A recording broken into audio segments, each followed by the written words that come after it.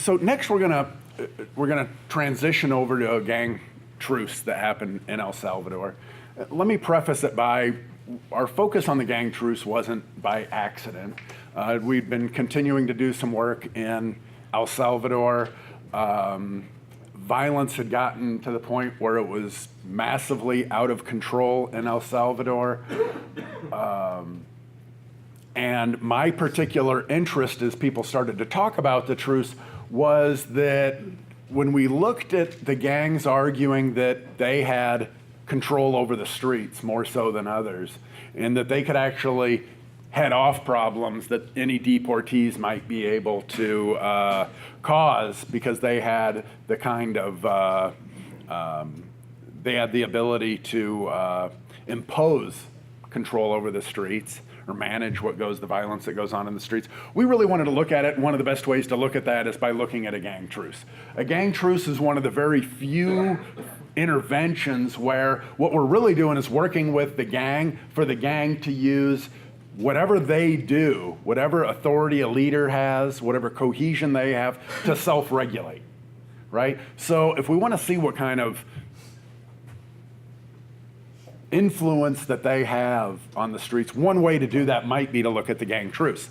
Now, the gang truce in El Salvador is a little bit different, and we'll get into why it was different, but there have really been very few studies that have looked at gang truces, right? And gang truces are different. I mean, it is like conflict interruption or resolution, as some of you might be familiar with, but it's a little bit different in the strategies that are employed and the ultimate goals.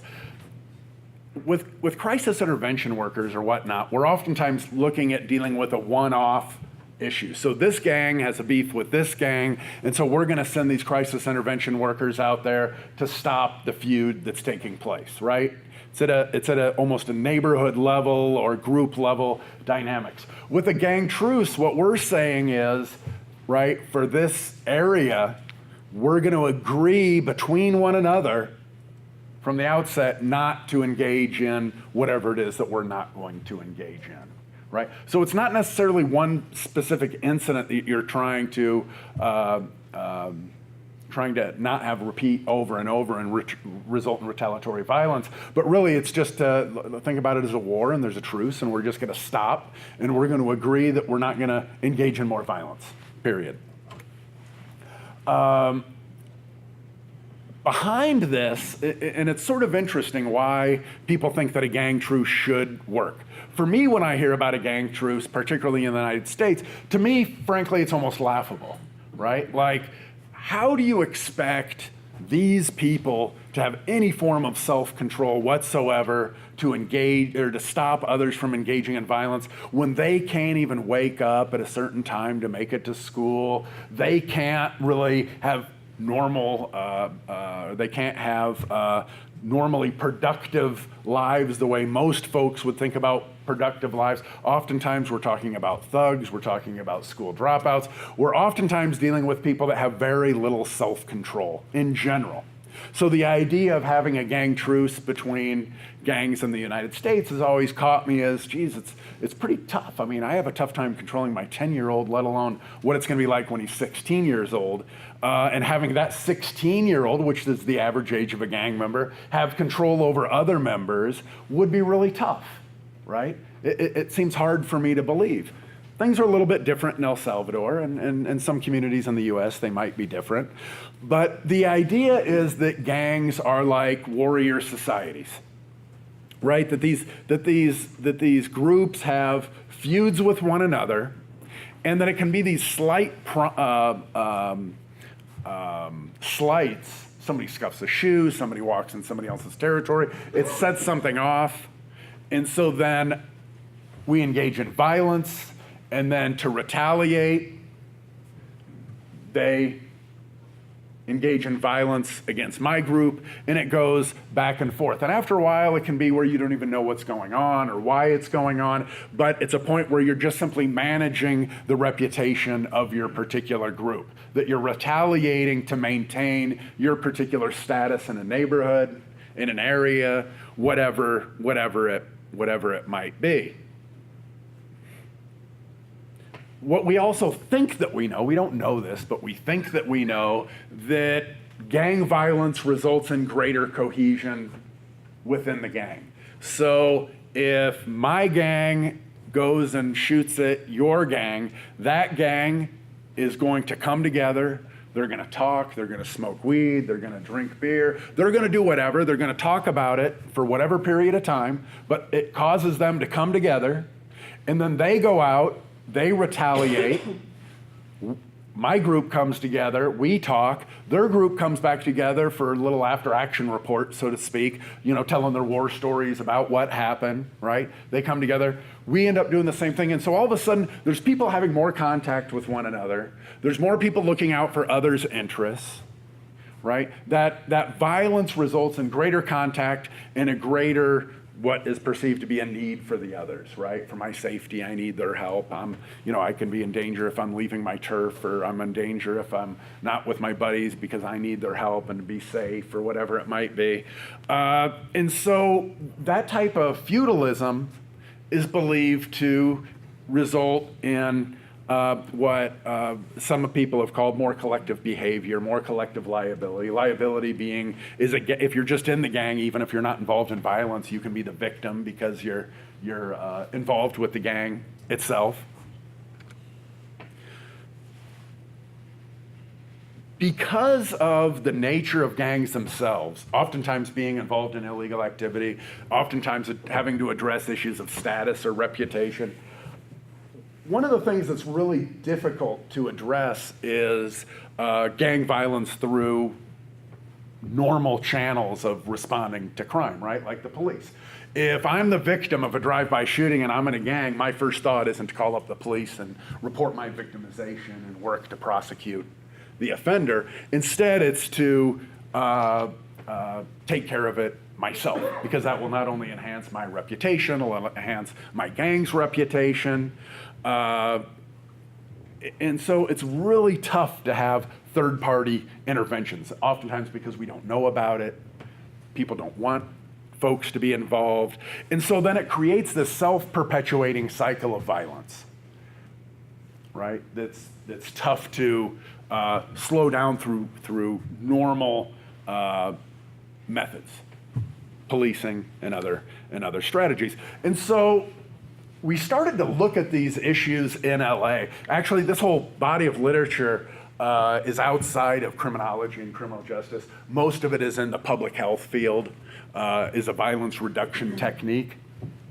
And so these doctors out of emergency rooms in LA, after the riots in the early 90s, there was a truce between the Crips and the Bloods, and these doctors wanted to look at it and see if it changed gunshots coming through their emergency rooms that were going on. And so they worked on it with the Los Angeles Police Department with some data, and they looked at things 6 months before the truce, 6 months after the truce. Shootings declined by about 48%, 6 weeks after. Homicides dropped. The problem is if you are familiar with emergency rooms, particularly Trauma 1 areas, Trauma 1 centers, they're huge, right? I mean, when we're talking about a gang turf and two gangs going at it, we're typically talking about a finite, small amount of space. This area that a trauma center can take care of is huge. We don't know if that was a drop in violence as a whole or not. And then you have these other doctors that started to look at it, and they started to come up with similar results, and they wanted to keep carrying it out. What kind of an effect does it have? And they found that 12 months prior to the truce, there were roughly 200 gunshots per month. 3 months after, it was 130, and then 11 to 4 months. This part isn't a footnote in the study, but in the footnote, it shows months 4 through 11 that it increased up to about 400 gunshot wounds per month following the truce. And it takes a while for people to digest. If you're not familiar with reports in academic journals, you'll have 30, in public health, it's 3,000 words and tables that are really fancy, and then you'll have a footnote or endnote at the very back of the article in a font size that's smaller than the normal text, are these little notes that get buried. And that's one of the notes that was buried, that homicides or gunshot wounds started to increase. And they looked at it in a couple different ways, and they kept reporting, this is a great strategy, we need to implement it, right? The public health profession is saying we need to do it. Now, it's sort of a weak study design, but nevertheless, if you were to Google this in the news, you'll see these little discussions throughout the nation of people wanting to put together a truce, right? The idea of people trying to bring these groups together and say, we're not going to engage in violence anymore because people perceive that it worked. And then we were doing some work in Trinidad. A colleague of mine, I was working with him there. His name is Ed McGuire. There was a truce that was put on by, he's a bishop now, but at the time he was Father Jason Gordon, and you had a part of the Ministry of National Security tried to bring together these different gangs in Trinidad to have a truce. We went back and wanted to just look at it for fun to see, did it even have an effect? And what we found was exactly the same thing in LA, in that gunshot wounds, violence, and the such dropped for the 3 months following the truce, and then we saw a massive escalation in violence, right? So we see this what we might call a boomerang effect, or unintended consequence of, now we have a couple studies that we now see violence drops and then it escalates past where it was before.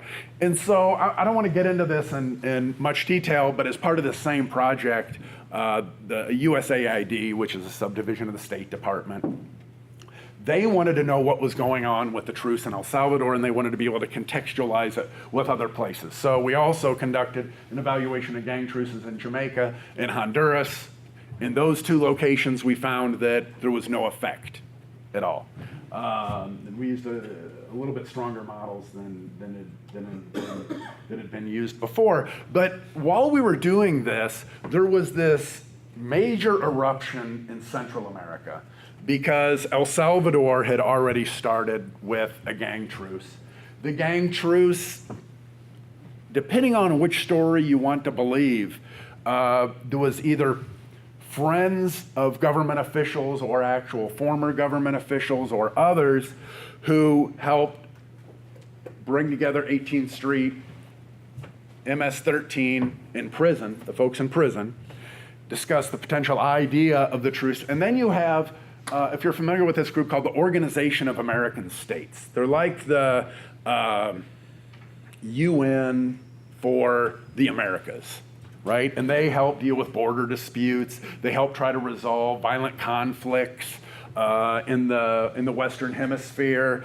They're an important player internationally, and they're well regarded. And Organization of American States flew in, said, we want to put our brand behind this. They didn't say that literally, but they brought down some of their top leaders and wanted to work with what some people argue. This was all done fairly behind the scenes to try to broker this truce within prisons in El Salvador. And to make a long story short, homicides went down massively, beyond what anybody could have predicted, and I'll get into some of that in a bit.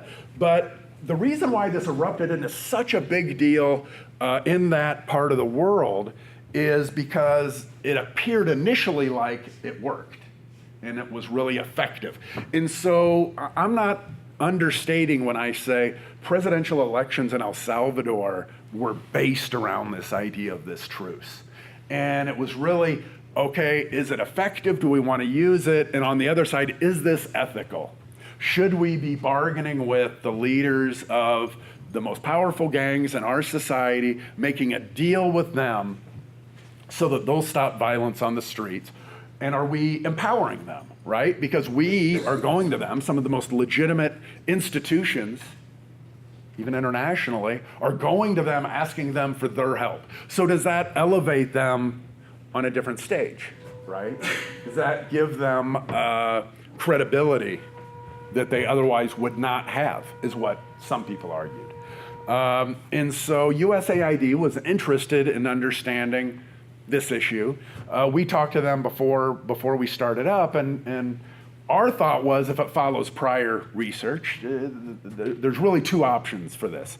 If it follows what from the past 4 studies that took place, it will either have no effect or it'll make things a lot worse. That was our belief as the truce got started, or at least what we argued to USAID would probably occur. No effect, or it would make things substantially worse. And the reason for that is, at least as far as what my argument would be, is most gangs don't have the authority to carry out that kind of control over the streets. That takes a lot of control. Thinking about all these people with low levels of self-control, low levels of education, they don't normally want to be told what to do by anybody, right? They're out there doing whatever they're doing, and then now you're going to have people that theoretically are in prison telling people on the streets what to do and what not to do. To me, that seemed pretty highly improbable. It's a lot of young people. I always say, how do you get, 2 16-year-olds to have diplomacy between one another, right? They just don't have that kind of skills. I mean, biologically, you're just a mess. I mean, a 16-year-old male, they don't know what's going on up here. And the idea to get them think rationally about some of these issues seems a bit far-fetched.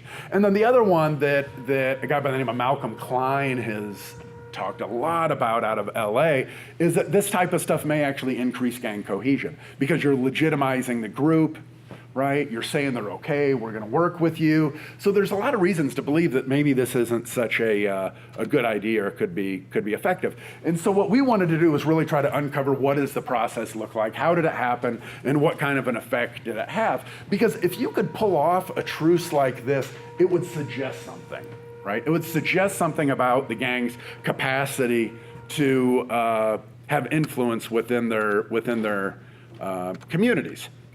And so when we were looking at these, the reason why we selected these nations is they were the most violent in the world at the time.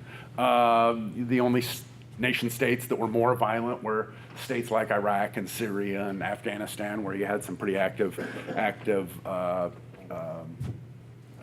wars going on. You can see U.S. is down there at about 26th. I always try to put Puerto Rico in there because people forget that it's a U.S. territory and actually has really substantial problems with violence today. And we ended up taking a little bit of information, but what made this study unique was the fact that we had information that most other groups didn't have, and that was we had some really solid information about what MS 13 and 18th Street looked like. So we could actually get it down to a small local level and take what is a national truce and look at it within particular areas with different characteristics to look at its impact, to really look at the potential influence of the clique or the gang in that area. And when we're looking at all this, it shouldn't be surprising when we come to a time where we want to employ a gang truce, it's because we've given up on everything else, right? If there is a lot of gang violence in the community, the people do not run out with placards and signs and say, let's have a gang truce, right? No, we say we want the police out there, we want them patrolling, we want them to make arrests, we want the bad guys in prison, we want to feel safe, I want my kids to be able to walk to school safely, right? And we demand police presence. When that doesn't work, then we start to think of alternatives, and we might put violence interrupters on the street. We might think about engaging in prevention activities. But then we get to this point where people throw up their hands. It doesn't make any difference where it's at. They throw up their hands, and then they say, hey, how about if we get these guys to just talk to themselves, right? Because nothing else we have done works. We can't seem to put a dent in it. As a matter of fact, what we have done, all we've seen is the problem get worse. That doesn't mean we made it worse, that we contributed to making it worse, but it doesn't make any difference which location, whether it was LA, whether it was Honduras, El Salvador, Jamaica, any other place that's instituted a gang truce. Everything that they have thrown against the wall has not stuck. It's not worked, and things have continued to get worse.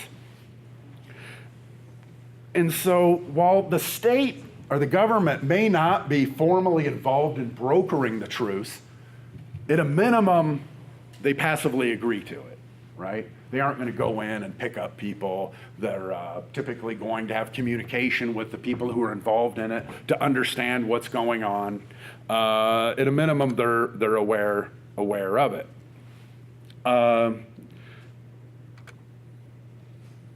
You were saying that one of the most predominant ways that the El Salvadorian gangs were getting income, getting revenue was through extortion, things of that nature.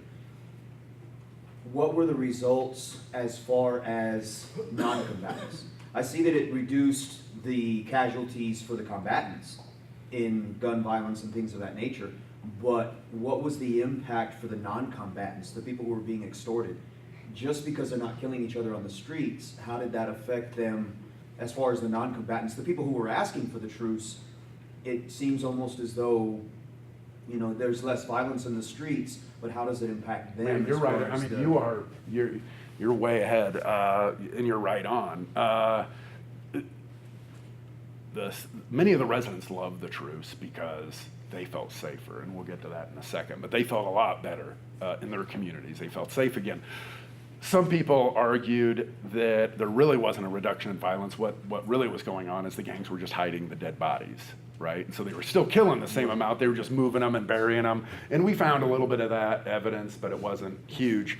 And then there was also that we're going to move more towards extortion, right? And we're just not going to deal with this. We just need to focus on our energy on our business, which is extortion. We looked at that. We didn't find much evidence of what in our field we call like crime displacement, right, where so they moved from homicide and violence, and then they moved to extortion, and that a little bit of that, but it wasn't massive. The biggest controversial issue is we didn't find an issue with disappearances we used, it would be equivalent of like city morgue data. And looking through other, because those bodies eventually turn up somewhere. Right. But we didn't find any evidence of that as well. But extortion was part of the truce, actually. It was supposed to be the second phase of the truce, where the first phase was going to be layoff on the violence. Then after a period, it was supposed to be, okay, we're going to slow down on extortion. They just couldn't do the two at the same time because it would disrupt the economy within the gang. Right. And so what El Salvador did was to try to manage the truce through the management of the prison population. And they made a couple of deals. There have been a lot of stories about this, so I apologize if I get some wrong, some right. But in general, they had these key gang leaders were transferred to a nicer facility. The prison that they were in was deplorable. They got moved to a nicer facility. They were given access to telecommunications so that they could communicate with the guys in their communities. There were some reports that they were given conjugal visits, right? There were other reports that they received other benefits. What I can positively say is that they got better living conditions to be in, right? At a minimum. And that was the deal that was cut.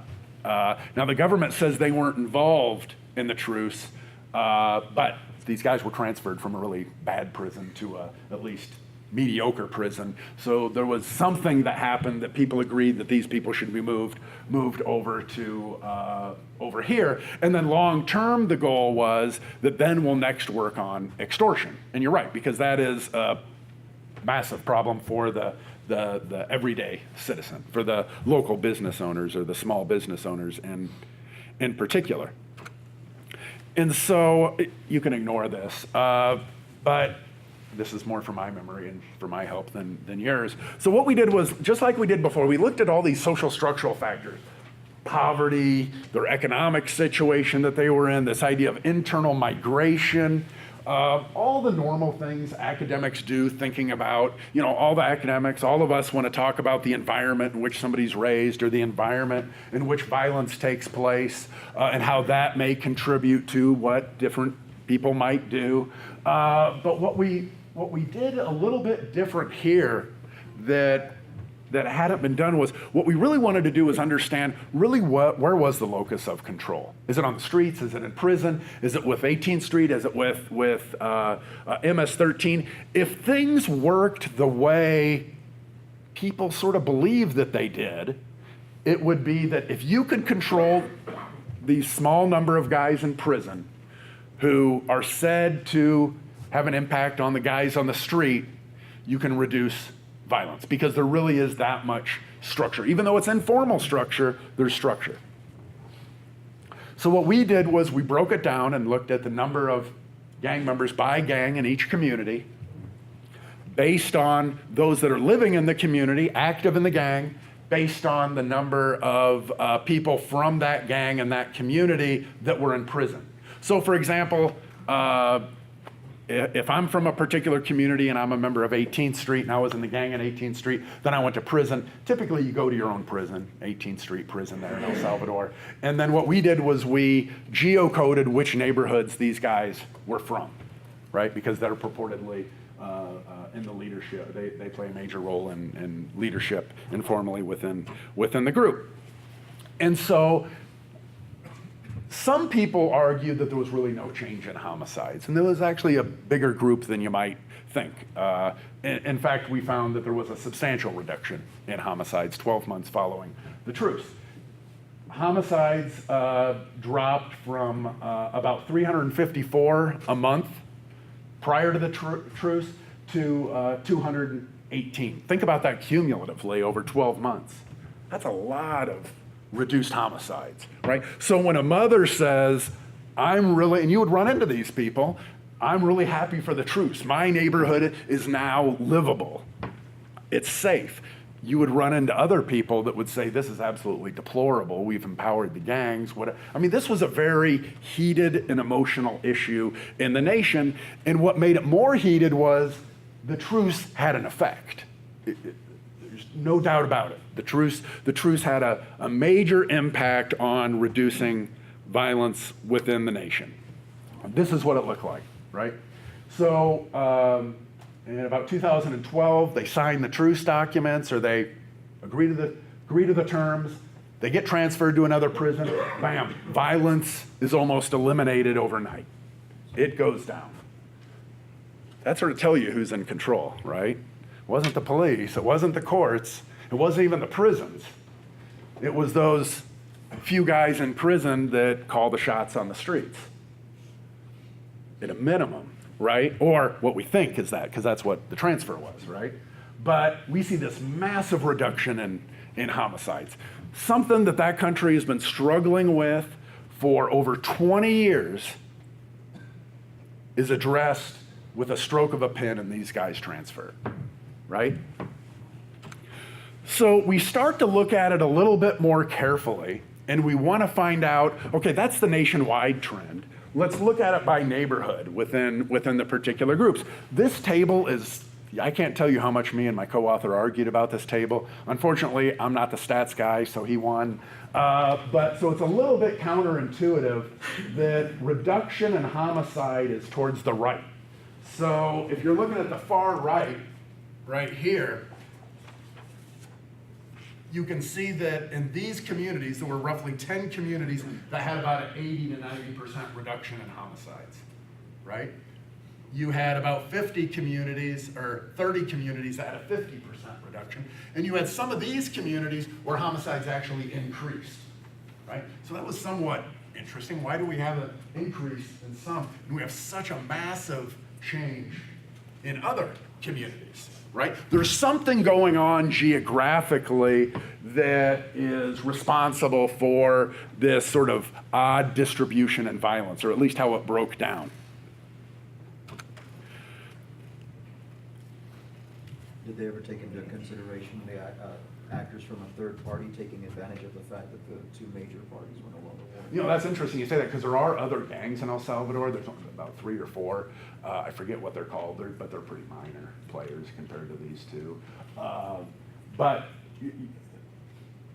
your point is well taken, and I'll come back to it because it does play a major role in what we just saw. And what we found was that the government-led initiative that was going on at the same time that we had control for had no effect on violence. And what we found was that the truce was associated with the number of gang members in prison from a community, not the number of gang members on the street. So that validated law enforcement's perception that the locus of control of these gangs was in prison, right? That this informal control is more than just a little bit, right? There's something going on that's more organized than what we previously thought. And what we also found was that in communities that were characterized as having more 18th Street, homicides increased, actually.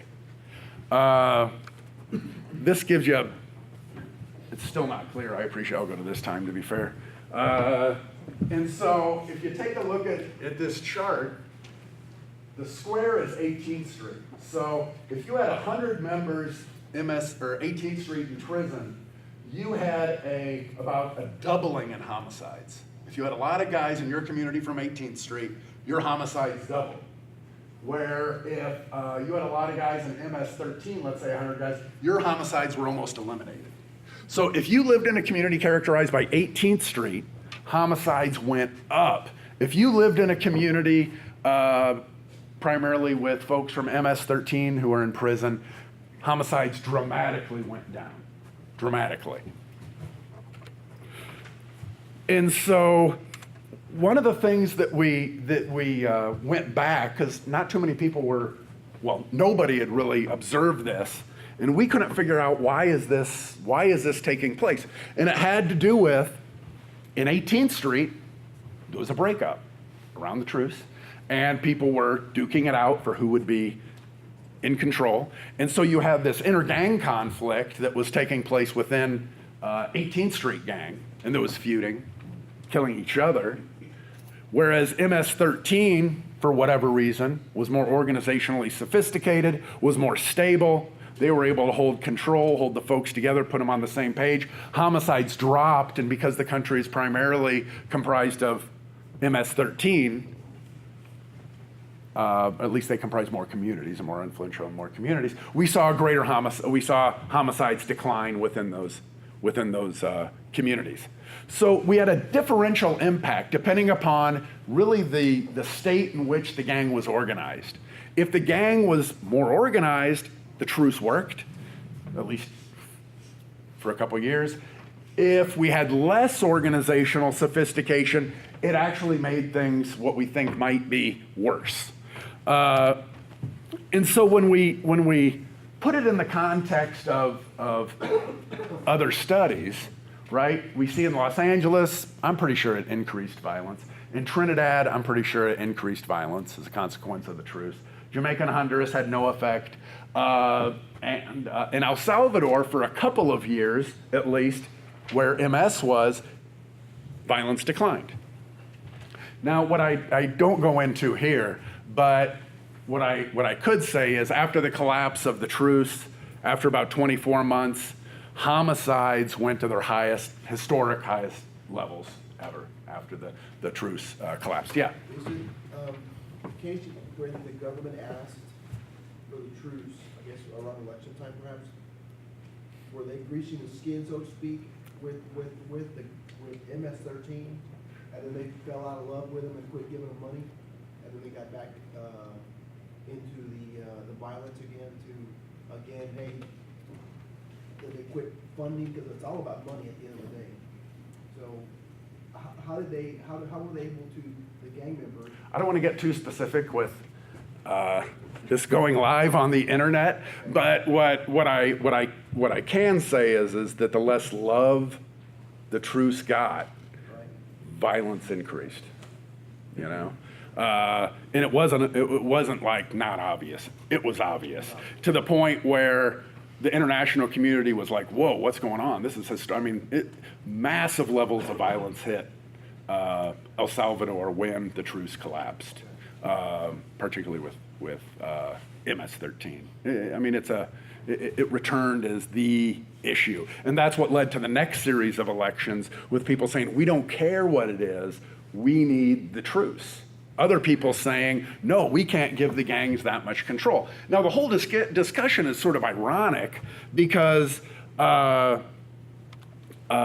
really, if you think about it, the whole thing is ironic in that the people who are controlling violence in the nation are in prison. right? I mean, that's supposed to be where we put people so the rest of society can stay safe. But really, it turns out those people are the ones who are maybe the only people in that country who can control violence, are those some odd people who are in prison. Because we know the police have very little effect on it. We know the courts. We know that the prisons sure aren't stopping violence, right? I mean, it continues whether they're in prison or not, just depending upon, you know, how the gang is dealing with it. And so what my argument is that the real issue here is El Salvador itself and its system of government, or its failure to engage in governance. And you have a group that came up and filled the vacuum or filled the void that the government was not able to engage in, right? They weren't able to maintain law and order on the streets. They weren't able to deter criminality. The courts were not able to put people in prison to the point where it would deter people from engaging in criminality. Instead, income continued to flow in through tithing or whatever else it means.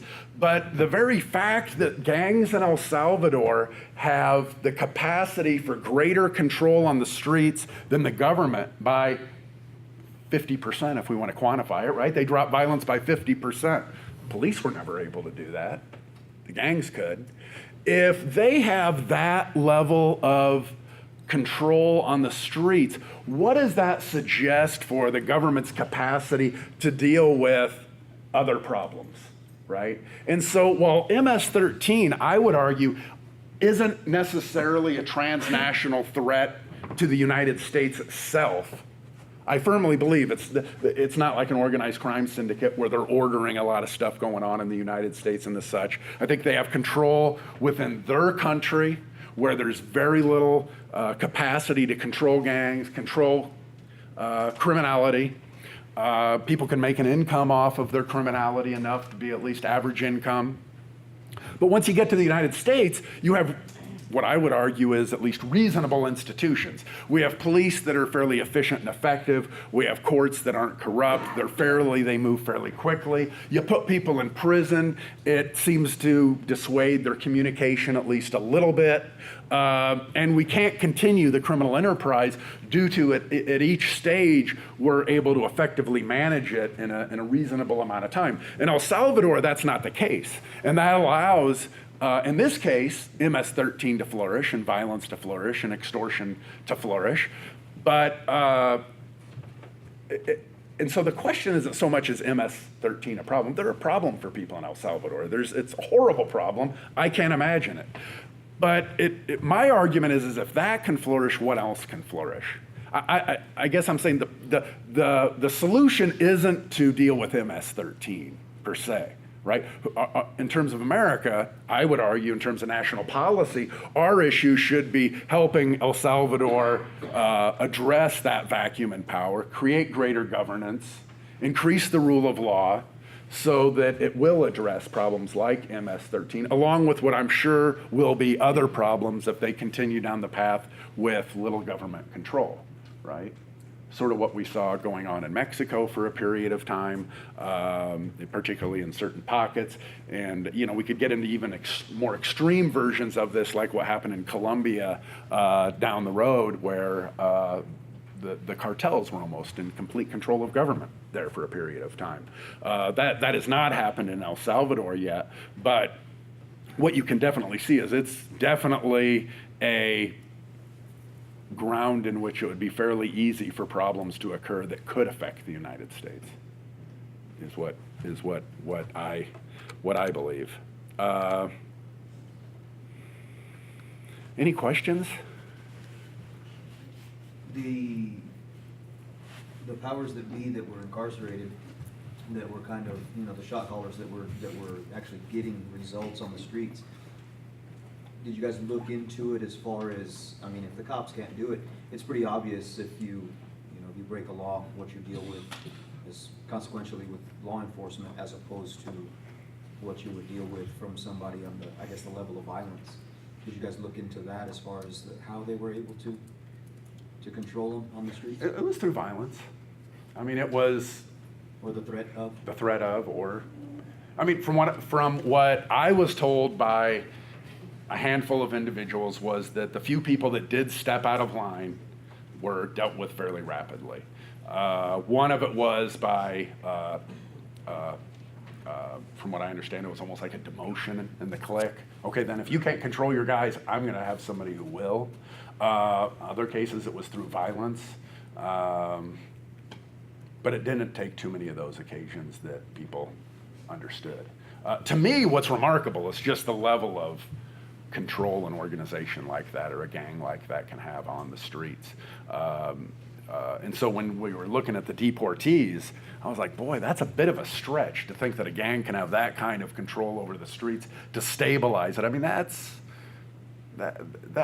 pretty high functioning in terms of criminal organization.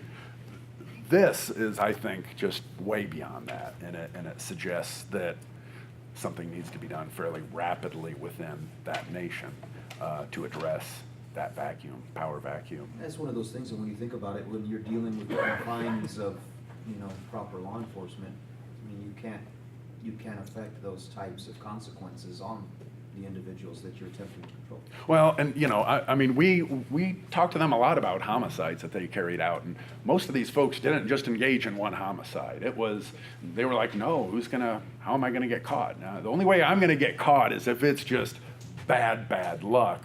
And some of them would say they weren't necessarily worried about prison. They were worried about extrajudicial, Right, the repercussions of not having. from the police. Well, the police, I mean, they don't necessarily always operate within the parameter of the law in El Salvador. So.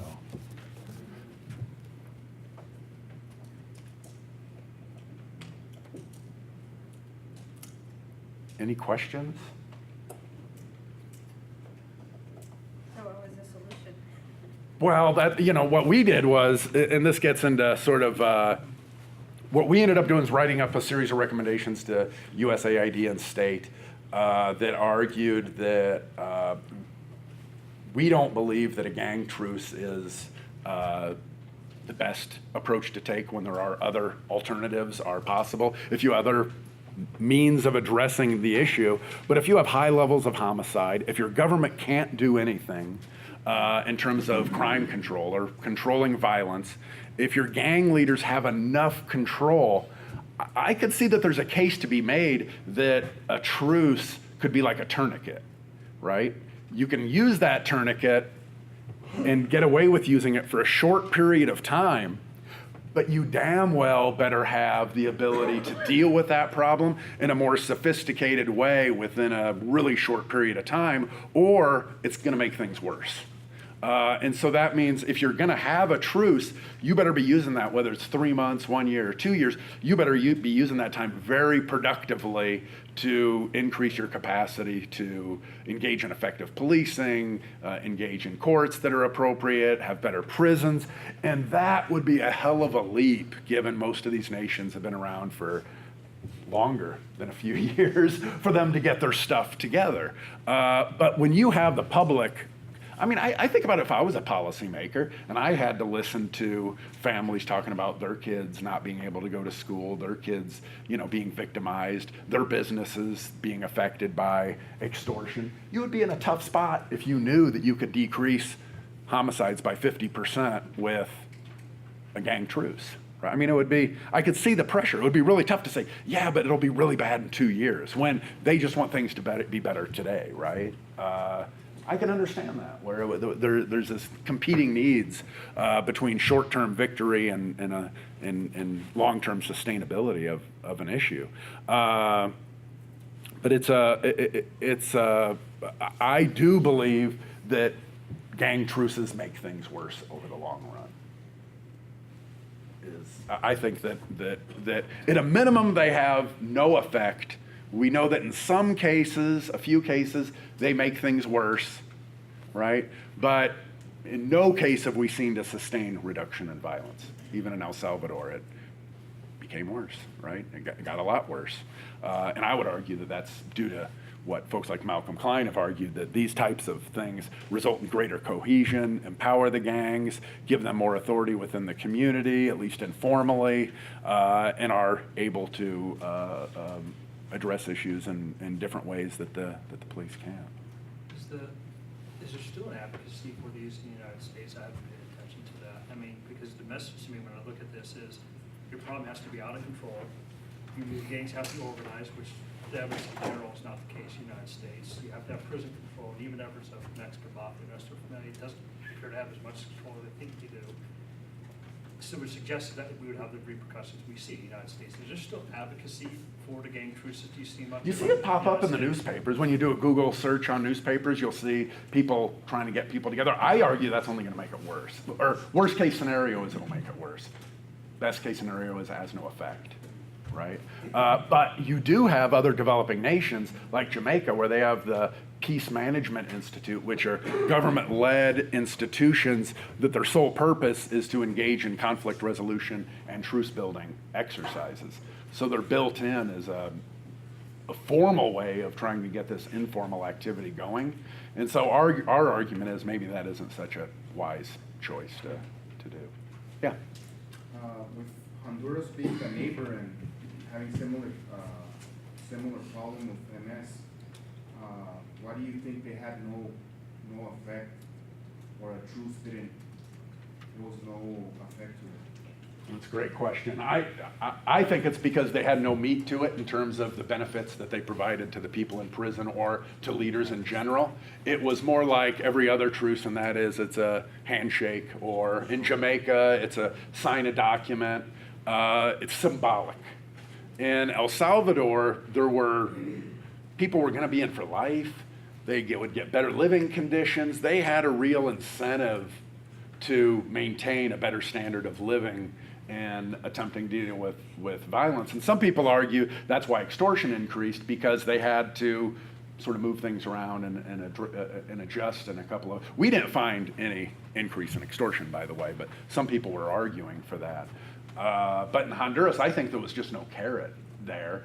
And even though almost the same groups that were involved in the truce in El Salvador, they actually traveled to Honduras, trained them on how to do it. The same people, high-level leaders in OAS, came into Honduras to help facilitate it.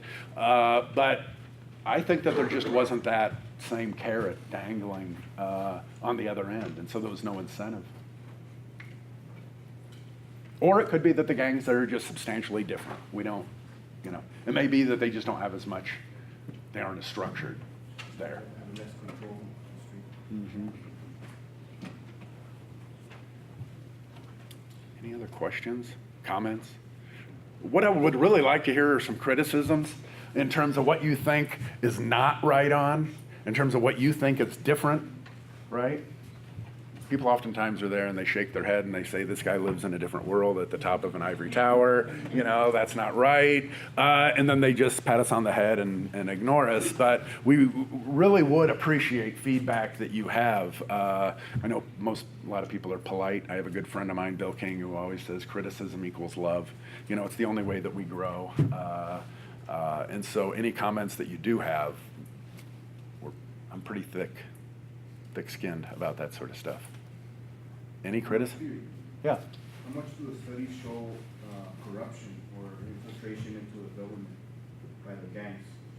We did not get into that issue. If you take a look at USAID sponsors a group out of University of Vanderbilt, and it's a study called LAPOP. I forget what it stands for, but they do citizen surveys of nations across the Western Hemisphere as well as others.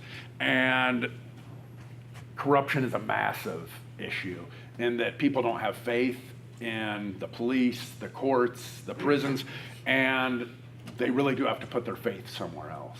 And if they can't count on these folks taking care of us, then we have to count on somebody else to take care of us.